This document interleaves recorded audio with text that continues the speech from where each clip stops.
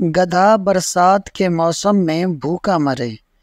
کہتے ہیں خزاں کے موسم میں گدھا بہت خوش رہتا ہے اور خوب موٹا تگڑا ہو جاتا ہے، کیونکہ جب وہ چاروں طرف گھاس اور سبزہ غائب دیکھتا ہے تو سمجھتا ہے کہ جنگل کی تمام گھاس اور ہریالی اس نے کھا کر ختم کر دی، جس کا اس کی صحت پر بہت اچھا اثر پڑتا ہے، اور وہ دن بدن خوب موٹا تگڑا ہوتا جاتا ہے۔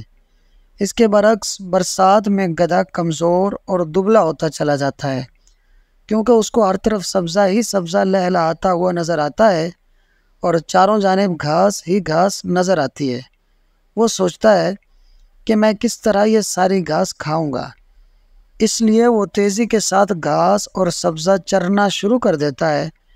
لیکن جب وہ شام کو اپنے چاروں طرف دیکھتا ہے تو ہریالی اور گھاس اسے جوں کی توں نظر آتی ہے۔ وہ سمجھتا ہے میں نے کچھ بھی نہیں کھایا، ابھی تو ساری گھاس باقی ہے۔ اسی غم میں گدھے کی ساری بھوک مر جاتی ہے اور وہ دن بدن دبلا اور کمزور ہوتا جاتا ہے۔